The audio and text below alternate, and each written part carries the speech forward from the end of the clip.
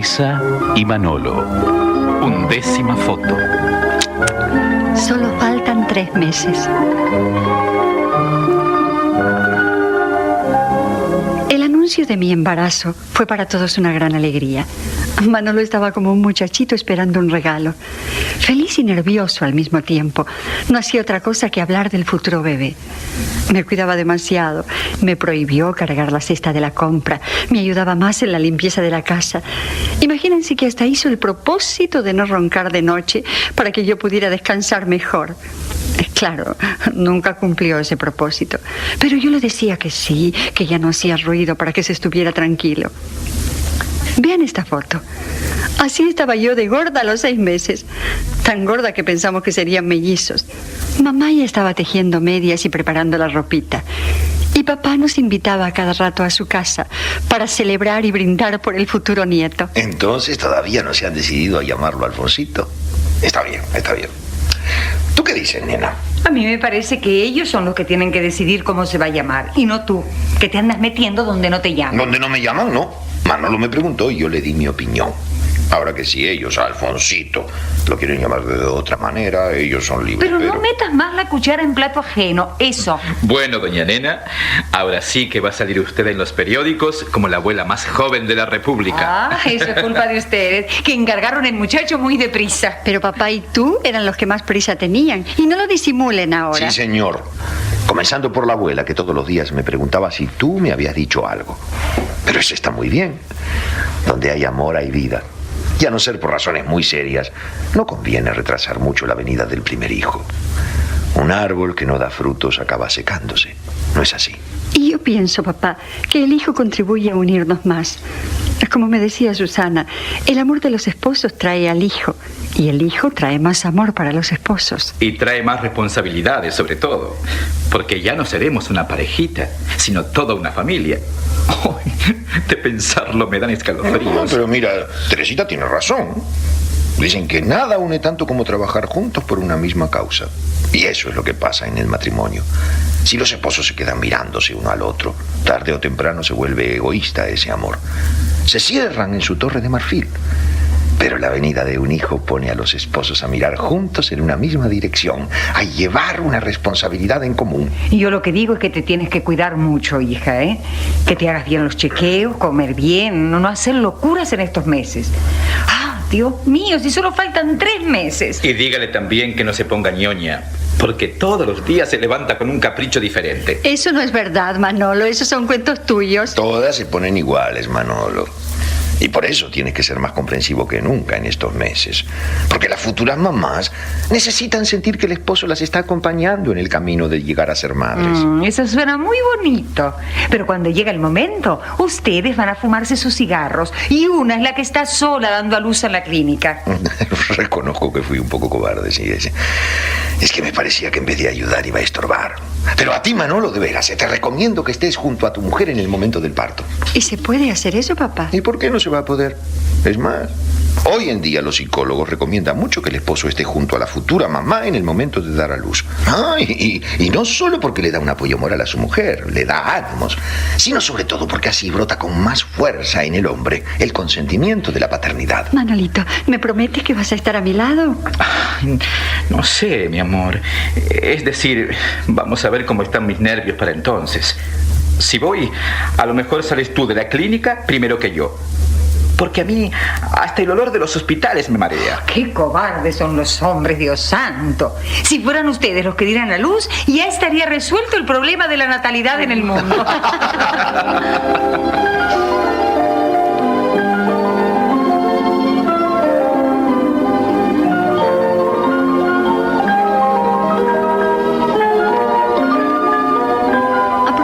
Papá, ya que sale el tema de la natalidad, ¿por qué no nos explicas algo sobre eso?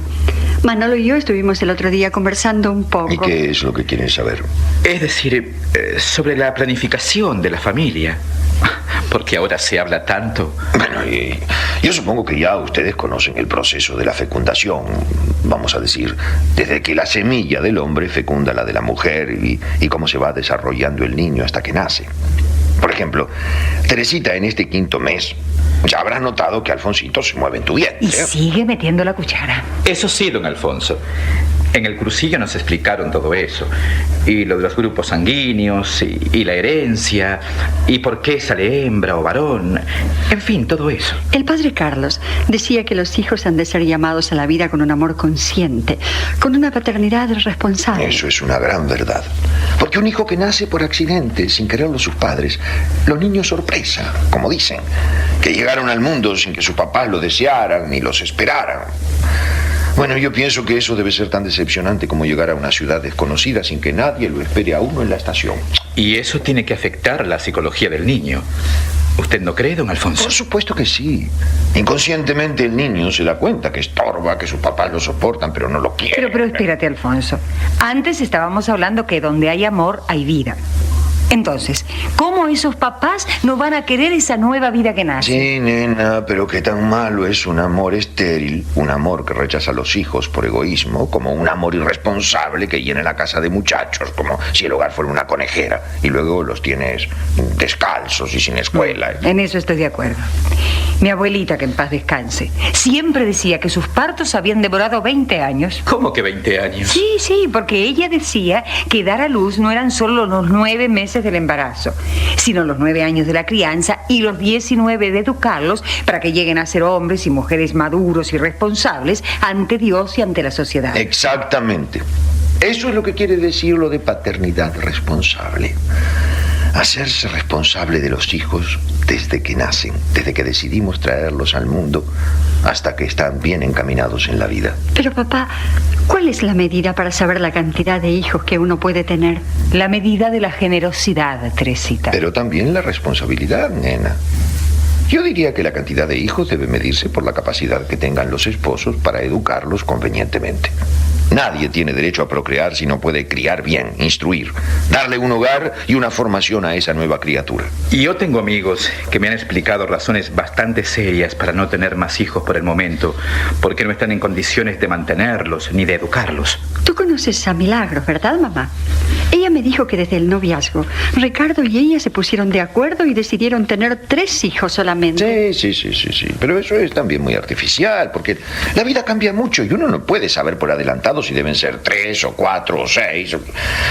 Yo creo que lo importante es saber combinar la generosidad con la responsabilidad. Pero vamos a pensar que la madre, por razones de salud, no puede tener más embarazos. O también el problema de la vivienda, que ustedes saben cómo viven tantas familias, amontonados los muchachos en un solo cuarto, a veces en una sola cama, o que hay problemas económicos difíciles, qué sé yo, tantas cosas que pueden desequilibrar un hogar o un matrimonio. Pero también hay muchas parejas que pueden tener hijos y no quieren, porque prefieren comprar un televisor a colores o tener un automóvil de último modelo.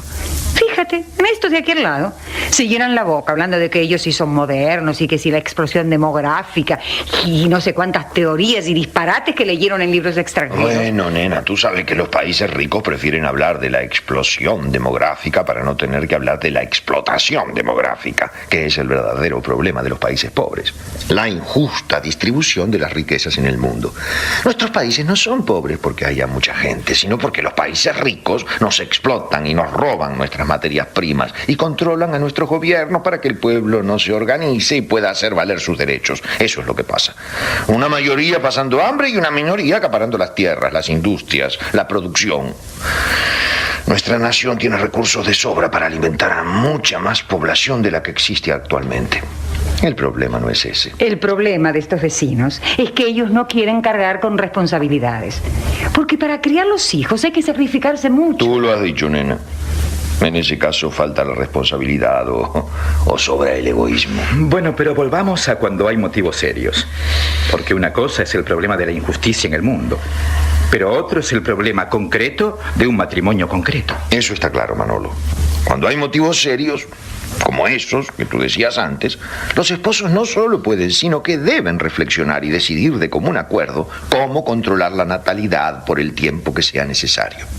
¿Y qué métodos pueden utilizarse para hacer eso? Y bueno, médicamente hay muchas maneras. Lo que pasa es que unas son mejores, otras peores, otras bastante perjudiciales para los esposos. ¿Y cuál diría usted, don Alfonso, que es como el mejor método? Esa sí es una pregunta difícil, Manolo. Quizás el mejor método es el que no se ha inventado todavía. ¿Cómo es eso? Es decir, la ciencia tiene mucho que investigar todavía en este terreno de la natalidad. Los métodos actuales dejan bastante que desear y muchas veces no respetan la naturaleza humana ni le permiten a los esposos vivir su unión con espontaneidad. ¿Y qué se puede hacer entonces, papá?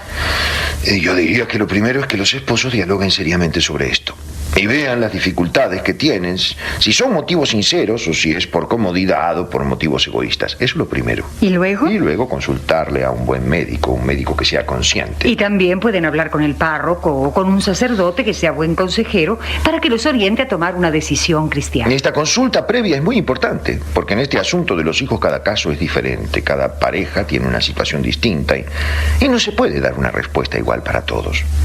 Lo que puede ayudar a una pareja tal vez a otra la perjudique. Un médico responsable lo primero que tiene que hacer es un examen completo de la pareja, sobre todo de la mujer. Cada mujer tiene un organismo diferente, un sentimiento diferente.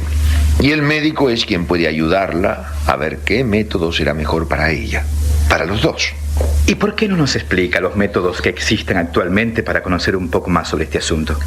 Bueno, hay primeramente un método natural y bastante eficaz si se lleva bien. Es lo que se llama el método del ritmo o del calendario o de la temperatura. El método del ritmo se basa en lo siguiente. Normalmente una mujer tiene sus reglas cada 28 días más o menos. De esos 28 días, solo hay 7 u 8 en los que la mujer es fecundada. Es decir, solo 7 u 8 días en los que la mujer puede quedar embarazada. En los primeros días, contando a partir del comienzo de las reglas, la mujer no puede quedar embarazada.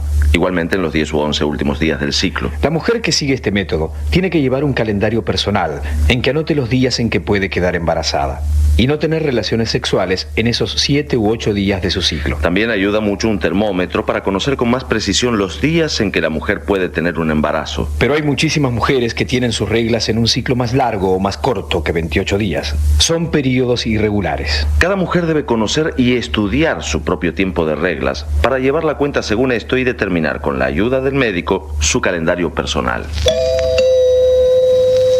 Lo que sí es importante es que ninguna mujer se ponga a practicar este método sin consultar antes con un buen médico que le ayude a fijar el calendario de sus reglas y a usar bien el termómetro. Don Alfonso, ¿y si uno se olvida? Ese es el problema. Es un buen método para muchas parejas, pero hay que acordarse bien de los días en que la mujer puede quedar embarazada y no descuidarse. Ahora que también hay mujeres que son muy nerviosas y para ellas ese método puede crearles problemas y angustias porque llegan a estar más pendientes del calendario que de su marido. Pero no solo la mujer, porque también si el esposo no colabora, por ejemplo, si bebe mucho y no le hace caso al calendario de su mujer, lo estropea todo. Papá, una vecina de cerca de casa me contaba que ella estuvo en un hospital y le hicieron una operación para no tener más hijos. Sí, eso es lo que se llama la esterilización. La esterilización de la mujer consiste en cortar o atar los tubitos por donde pasan los pequeños huevos u óvulos femeninos en dirección a la matriz. La esterilización del hombre consiste en cortar los tubitos pequeñísimos por donde pasa la sustancia vital masculina, el semen. El hombre o la mujer que han sido esterilizados no pueden volver a tener hijos a menos que una segunda operación arregle la primera. Pero esta segunda operación para desatar o coser los tubos es muy difícil y en muchos casos imposible. La esterilización yo no se la recomiendo a nadie, a no ser en casos de extrema gravedad. Es una cosa muy seria porque la pareja no puede volver a tener hijos. Y en muchísimas mujeres y hombres esa operación crea un sentimiento de intranquilidad, de tristeza, de sentirse castrados. El aborto es todavía peor, por supuesto, porque abortar, aunque sea un día o dos después de la fecundación, es matar a una persona humana. Y eso no tiene otro nombre que el de crimen. Y un crimen de los peores, creo yo, porque se mata a un inocente, a un indefenso. Exacto. Ahora que con la esterilización no se mata a un hijo, pero se mata a la paternidad y la maternidad. Y eso es también muy grave. Don Alfonso, ¿y qué me dice usted de lo que hacen algunos esposos que se retiran antes de la eyaculación? Bueno, esta conversación ya se está poniendo un poco... Nena, no comiences con tus escrúpulos. Estamos conversando con naturalidad y ellos tienen derecho a recibir una orientación sobre esto. Mi abuelita, que en paz descanse, decía que la mujer... Espérate, nena, deja ahora a tu abuelita descansando en paz, que lo que estamos hablando es de retirarse el hombre y derramar el semen fuera de la vagina de su mujer. Pues mira, Manolo, lo primero es que ese recurso es bastante poco eficaz. Ya te imaginas las dificultades que supone. Pero sobre todo que eso es una fuente de angustia y tensiones para los esposos, porque no pueden entregarse uno al otro plenamente. Eso mata toda la espontaneidad del abrazo y va creando una insatisfacción insoportable para el hombre, para la mujer también. A la larga, esa conducta destruye la estabilidad de la pareja. ¿Y esos aparatos que venden y hasta regalan en algunas clínicas? ¿Qué le parecen a usted? Tú querrás decir los diafragmas y las cremas para la mujer y los condones para el hombre. Esos métodos tienen un inconveniente serio. Hay que ponerlos y quitarlos cada vez que los esposos se unen. Y eso rompe la naturalidad y la belleza de la relación. También crean nerviosismos y muchas veces irritan y hacen daño al organismo femenino. Esos aparatos de quita y pon son molestos y peligrosos. ¿Y no hay otra cosa que resulte más sencillo, papá? Bueno, también están las espirales, que son menos peligrosas y se dejan fijas en el órgano de la mujer. Son como unos rolos o muellecitos de plástico o metal. Pero también pueden causar molestias y ansiedad. Y hay que cuidar que no tengan efectos abortivos, porque algunas espirales los tienen. Papá, ¿y las píldoras? Yo creo que es de los métodos que más se utilizan.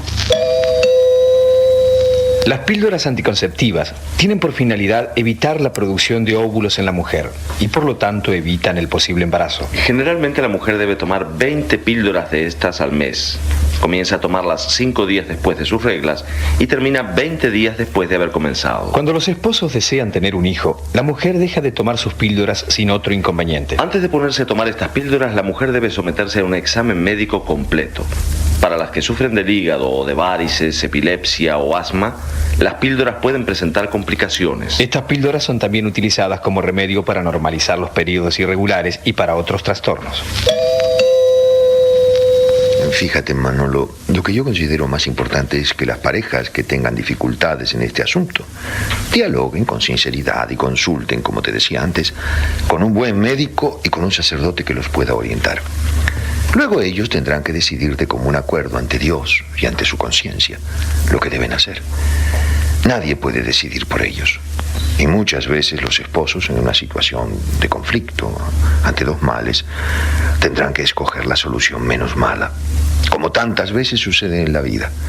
Pero si son sinceros, Dios les ayudará a encontrar un camino que combine la generosidad y la responsabilidad. Bueno, Teresita y yo por ahora no tenemos ese problema, porque este es el primero, pero atrás tienen que venir otros. Porque a mí no me gustan los hijos únicos. Yo soy hijo único y por eso salí tan malcriado. Así que Alfonsito va a tener pronto hermanitos. Pues yo sí me alegro de saber eso. ¿Y tú, nena? Ay, sí, a mí me gustan mucho los nietos. Pero señores, este todavía no ha nacido y ya ustedes están haciendo planes para los otros.